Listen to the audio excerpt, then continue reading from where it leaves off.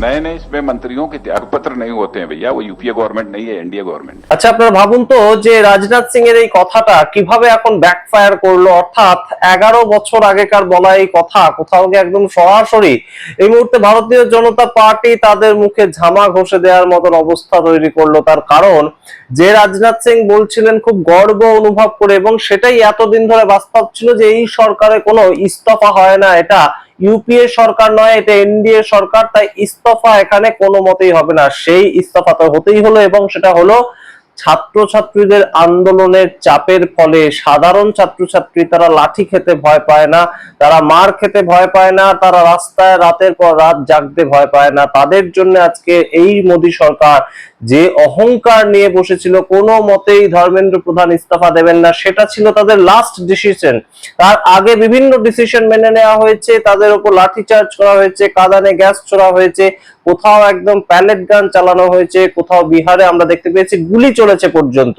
তো সেই আন্দোলনের মুখে যখন এত বড় একটা সরকারকে নতি স্বীকার করতে হলো, সমস্ত দাবি মেনে নিতে হলো, তখন কোথাও গিয়ে তো এই মুহূর্তে অবশ্যই জেন জি মুভমেন্ট সেটা অনেক বড় একটা বার্তা দেয়, এবং সামগ্রিক সমাজকে সেই বার্তাটা দেয়।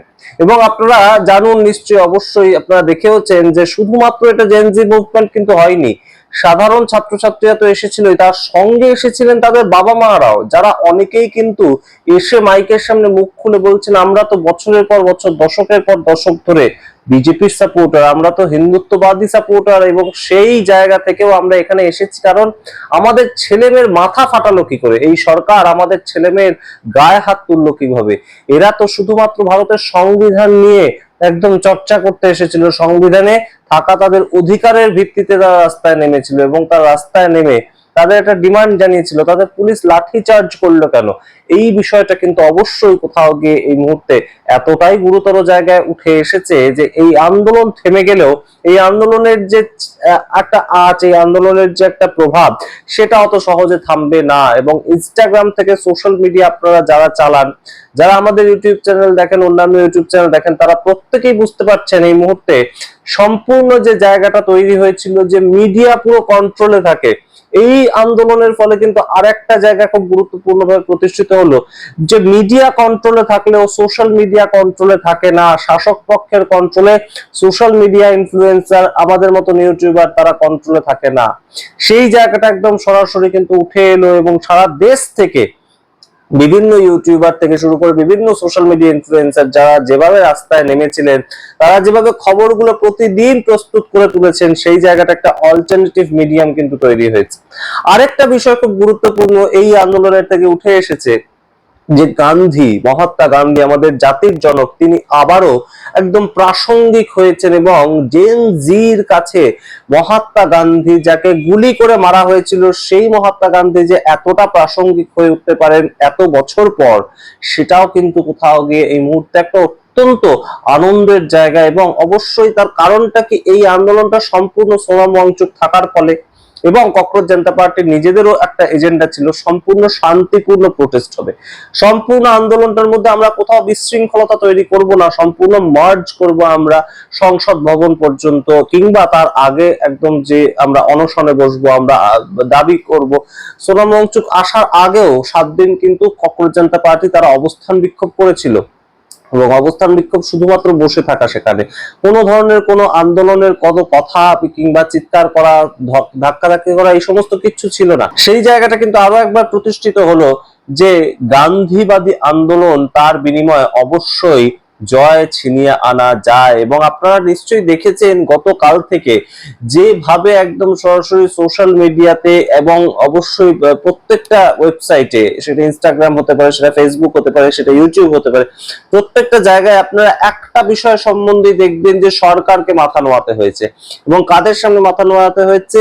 জেন জি। যেই জেন জি খুব একটা রাজনীতি নিয়ে ভাবে না, খুব একটা সমাজ নিয়ে ভাবে না, তাদের খুব একটা বক্তব্য থাকে না বিভিন্ন পলিটিক্যাল বিষয়ে, যারা সব সময় আমরা পলিটিক্স বুঝি না এই বলে গা বাঁচিয়ে চলে যায়, সেরকম একটা ভাবনা চিন্তা শাসকদের ছিল। সেই জেনজি যে নিজেদের দাবি নিয়ে রাস্তায় নামতে পারে এবং সেই দাবিটা কত প্রবল ভাবে জানাতে পারে, সেই জায়গাটা কিন্তু এই আন্দোলনের ফলে একদম সরাসরি উঠে এসেছে। অর্থাৎ শুধুমাত্র রিলস দেখে যাওয়া, রিলস স্ক্রোল করে যাওয়া সেটা নয়, তাদের আরো বড় বৃহৎ একটা প্রেক্ষিত রয়েছে এবং সেটা একদম রাস্তায় নেমে তারা কিন্তু প্রমাণ করে দিয়েছে। এবং এই আন্দোলনের আরেকটা জায়গায় আপনাদের নিয়ে যায়, এই যে জেপি নাড্ডা এবং তার সঙ্গে জিতেন্দ্র সিং, তারা যখন একদম হাত মেলাচ্ছেন ককরোচ জনতা পার্টির প্রবক্তা সৌরভ দাস এবং আশুতোষ রানকার সঙ্গে, তখন তাদের কি মনোভাব ভাবুন তো। যে ককরোচ, যে আরশোলা বলে আমরা সন্ত্রাসবাদীদের বি টিম বলেছি, যাদেরকে জর্জ সরোজ গ্যাং এর সঙ্গে তুলনা করেছি, আমরা যাদেরকে ফান্ডেড বলেছি পাকিস্তানের দ্বারা, চায়নার দ্বারা, তাদের সঙ্গে আমাদের হাত মেলাতে হচ্ছে, সেই পর্যায়ে এই আন্দোলনটা নিয়ে চলে এলো। প্রাথমিকভাবে যখন ইনস্টাগ্রাম পেজ শুরু হয়েছিল ককরোচ জনতা পার্টি, আমাদের মতন কিছু ইউটিউবার ছাড়া সেটাকে নিয়ে কেউ কভার করেনি, কোনো মিডিয়া কভার করেনি, কোনো সংবাদ মাধ্যম কভার করেনি। সেই জায়গা থেকে একদম সরাসরি একদম যে জায়গাটায় উঠে এলো বিষয়টা, একদম ধর্মেন্দ্র প্রধান কেন্দ্রীয় মন্ত্রীকে ইস্তফা দিতে হলো, সেটা কিন্তু অবশ্যই গুরুত্বপূর্ণ এবং সবকটা দাবি মেনে নিয়ে ইস্তফাটা হলো।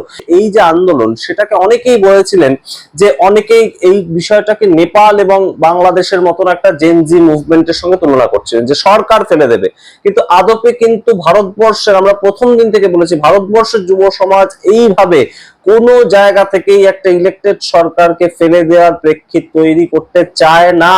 তাদের বক্তব্যটা একদম সংবিধান হাতে নিয়ে লড়াই।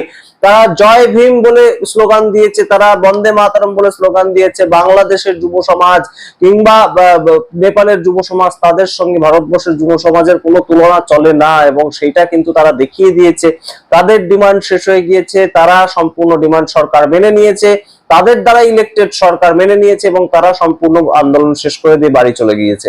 তাদের লক্ষ্য এটা ছিল না যে ভারতবর্ষের সরকার ফেলে দিতে হবে, তাদের লক্ষ্য ছিল যে অ্যাকাউন্টেবিলিটি সরকারকে নিতে হবে। তাদের লক্ষ্য ছিল যে ধর্মেন্দ্র প্রধানের আমলে পরপর দুবার পেপার লিক হলো, সেই ধর্মেন্দ্র প্রধানকে ইস্তফা দিতে হবে। এটা একটা প্রতীকী আন্দোলন এবং সেই প্রতীকী আন্দোলন থেকে অ্যাকাউন্টেবিলিটি নেওয়ার জায়গায়, যে যদি মন্ত্রী থাকাকালীন কারোর আমলে এই ধরনের ঘটনা ঘটে যার ফলে 20 জন ছাত্রছাত্রীকে প্রাণত্যাগ করতে হলো, তাকে তার অ্যাকাউন্টেবিলিটি নিতে হবে, তাকে তার মন্ত্রিত্ব ছাড়তে হবে।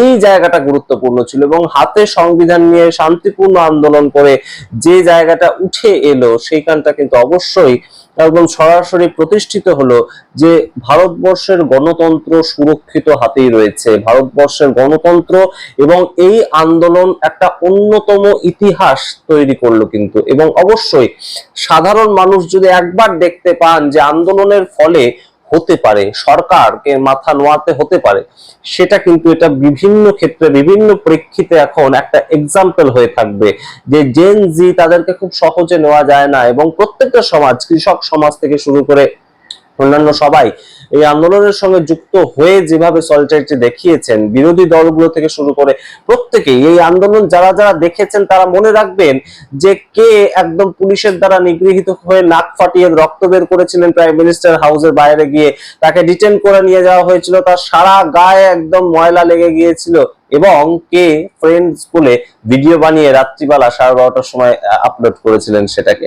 তো এই যে জায়গাগুলো তৈরি হলো এই আন্দোলন থেকে অবশ্যই গুরুত্বপূর্ণ। সামনের দিকে কিন্তু অবশ্যই ভারতীয় জনতা পার্টির সরকারকে আরো বুঝে চলতে হবে এবং সম্পূর্ণ যা ইচ্ছা করা যায় না, যা ইচ্ছা করে নিজের জায়গায় বসে থাকা, সেটা যে খুব একটা সহজ নয়, সেই জায়গাটা কিন্তু আরো একবার প্রতিষ্ঠিত হলো।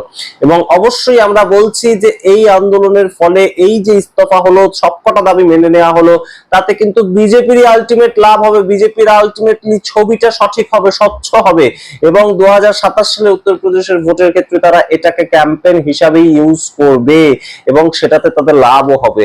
কিন্তু গুরুত্বপূর্ণ জায়গাটা হলো সরকার ইলেক্টেড হচ্ছে, সরকার সম্পূর্ণভাবে ইলেক্টেড হলেও তারা নিজেদের ইচ্ছে মতন কাজ করছে না বা করতে পারছে না, তাদেরকে কখনো মানুষের কথা শুনতে হচ্ছে, সমবেত একটা জনমতের কথা শুনতে হচ্ছে, সেই জায়গাটা কিন্তু আরো একবার প্রতিষ্ঠিত হলো। এবং সংবিধান, সেটা যে সবার উপরে, ভারতবর্ষের সংবিধান, গণতন্ত্র, গণতান্ত্রিক পরিকাঠামো, সেটা যে সবার উপরে, এই জায়গাটা আরো একবার প্রতিষ্ঠিত হলো। আপনারা সম্পূর্ণ বিষয়টা কিভাবে দেখছেন অবশ্যই কমেন্ট বক্সে কমেন্ট করুন।